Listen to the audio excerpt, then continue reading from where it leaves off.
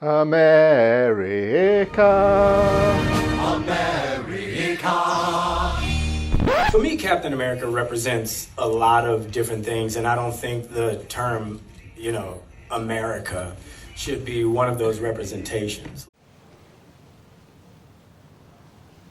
Right.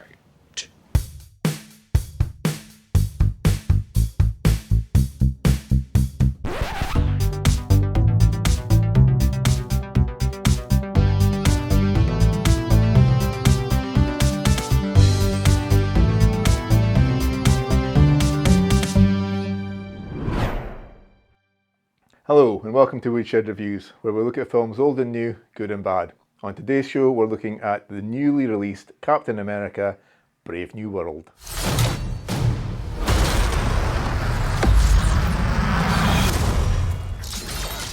Wait for it. 35th film in the Marvel Universe.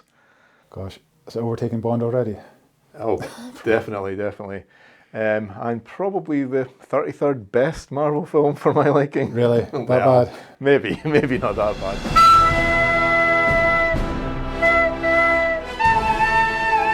We'll get into that, I guess. I've let my hand slip. So what was your thoughts? Well, I went in with low expectations, which is the only way to see a Marvel film these days. Sure. And I thought it was okay. There was things in it I enjoyed, for better or worse. I thought the first act was pretty good. I was quite enjoying it, to my surprise. I quite like the guy, Anthony Mackie, is it, that plays Captain America? Yeah. He was a lot more likeable than I expected. Okay.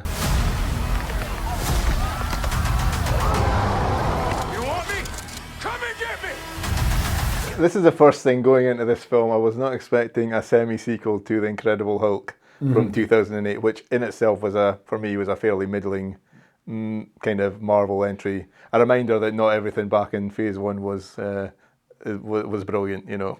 True. Yeah, because I think that was the only other film Liv Tyler was in, and she had a cameo in this one. Yeah, a cameo, very brief cameo. They had her for like an hour maybe. Yeah. So we had Harrison Ford, who's always, watchable, joining the Marvel Universe at this age. For my money, this is the second best film that Harrison Ford plays as the President of the United States. Get off my plane. And he's the right age to play the President of the United States. Well, these days, yeah, definitely. I really don't know what he said at the end of that sentence. I don't think he knows what he said either. He was pretty good in it. He gave a good performance. I think for me, he kind of almost felt like the main character, almost. I thought Captain America himself, I mean, I guess I don't really know why he's Captain America, because I missed there was a television show, I believe. I tried to watch that, but I couldn't get into it. Right. You've got to do better, Senator. You've got to step up. Yeah, and I think he appeared in a few other films. And Yeah, but he was Falcon Right. now, and this is probably my biggest issue, is I didn't really feel like there was much to his character compared to like the previous Captain America. You're not Steve Rogers. You're right. I'm not. And why is the Captain America mantle just a shield that you pass on to someone and then they become Captain America? But I think his thing is he's more human. He has to rely on his suit and his wings to make him invincible in fights. Yeah. Because when he's without it, he's quite vulnerable. It felt like they were trying to do this thing where they give him a character thing where he's like, should I have taken the super serum stuff that Captain America took? And I guess he gets a little pep talk about that and like, you are who you are sort of thing. Okay, I don't think there was much more to it than that for his character. And the fact that, you look back on, you're saying you're not really a fan of the Captain America films. I quite like the first couple of those. I thought they were pretty good. But he certainly had a strong character of Captain America, of who he was. It was a sort of like, at the start of the film, he's got the heart to be Captain America, but the flesh is weak. You know? You just don't know when to give up, do you? I can do this all day. Now it feels like you've got to do so much homework. You've got to watch the TV show, which is a spin-off of that TV show, and it's just like, I don't have the capacity for this anymore. I definitely didn't do my homework, and there's a few gaps. But despite that, I could still get into it. But like you said, I felt like there was a lot missing from this. I kind of wonder what it was. There was another character introduced, the president's, I think, security person. Yeah. This was a coordinated terrorist attack, sir. I was a wartime general. Now I'm a wartime president. Sabra, an Israeli superhero, is introduced and it's played by quite an interesting actress, but they don't really do anything with it. And I'm just wondering, because of the climate in the world just now and what's going on, it's not really the best time to introduce an Israeli superhero. Right, but then that's kowtowing to outside pressures and stuff like that, which I'm not really keen on. And I think her character was, I mean, she is so small. She's like built like a child. That she was not believable as an action figure. Well, and to me, that doesn't bother me too much. Okay. But the fact that they didn't do anything with her, really. Yeah. They introduced her and said, oh, this is interesting. Where are they going to go with this? Yeah. And if you research the actual comic book card, it is quite controversial. And you're like, oh, I can see how this character could upset quite a lot of people. But they did say they reworked her.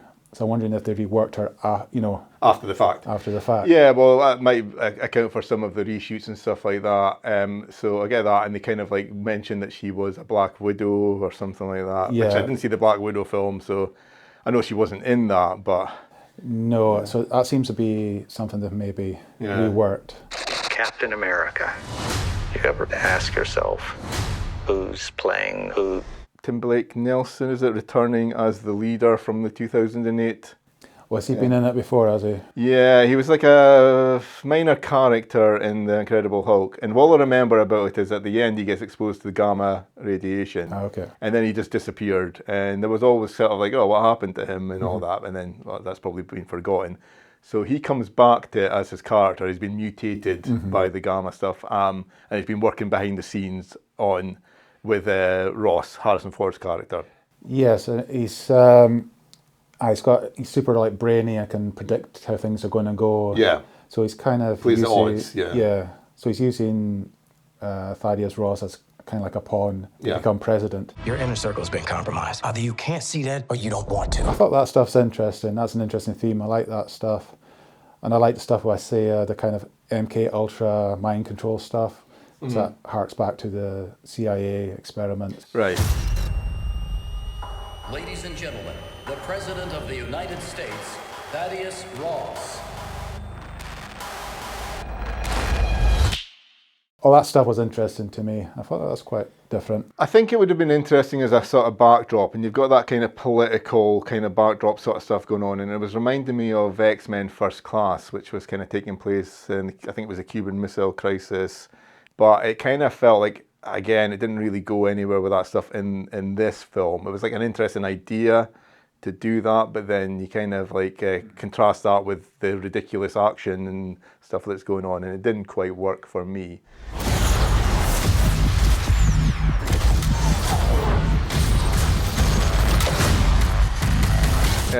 With the leader character, I think that's what he's called, it felt to me there's a scene near the end where he just kind of gives himself up to Falcon because his plan hasn't gone according to what he predicted. Yeah. And that whole scene just looked like it had been shot in an afternoon on a soundstage, as if there was something more with his character, but it had been taken out, or it wasn't working, or it was making the film too long. It really felt like that was a scene that they just shot, after the fact to sort of like tie something up. Yeah, let's wrap this up and forget about it. Yeah, basically. Nothing about this feels right. I felt that as well. I felt like the first act, I was kind of, I'm kind of getting into this, and then slowly it kind of just got broken up and there's bits missing, and it didn't really stick the landing. The action in it, I mean, that could have brought the film up a bit, but for me it was fairly flat. CGI was not very great for a film of this nature. No, it's the action scenes. There's no jeopardy, really. You don't feel enough for the character. No. There's no danger. And they're all overpowered as well, particularly our Captain America, who's got vibranium, this and that, Ant-Man's helmet, for some reason, I don't know, I'm sure that's part of the part of the lore that we've missed out on or something. You want me? Come and get me!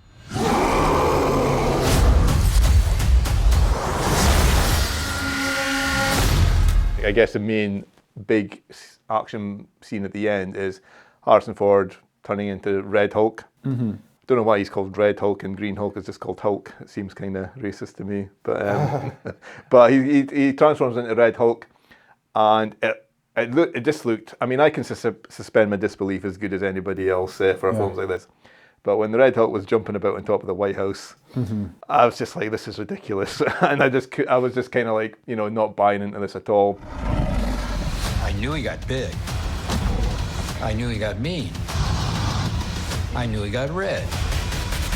That's all I needed to know. I thought it was going to be like this film's going to be the start of something. Like, you know, you get Red Hulk, that's going to be something big in future Going films. on, yeah. Because I think there's quite a lot of well-known graphic novel stories. Sure, probably. Are quite out there. For me, there wasn't much that I kind of took out of this film. I went in with low expectations and they were met. Pretty much the same. Yeah, but I did, you know, I enjoyed what I could from it. I did like the mind control stuff. Yeah, it felt like someone was saying that it's basically the plot of Zoolander at this point where like someone's controlled to take out the president. Do as you've been trained to do and kill the Malaysian Prime Minister! Is it a song? Cue? It's Naked Gun as well. I must kill the queen. Oh yeah, the first one. Yeah. Aye. So it's been done before.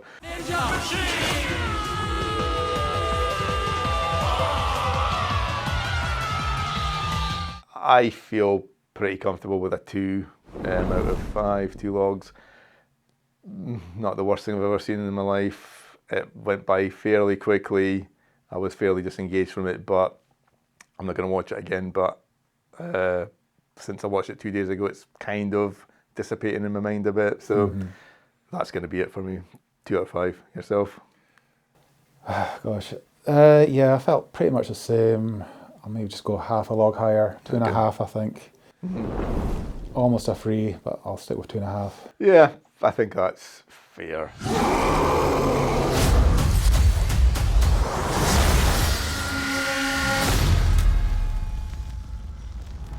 If you want a spiritual sequel to The Eternals and Incredible Hulk, then Captain America Brave New World is a film for you. That's all we've got for today, and we'll see you next time. See ya.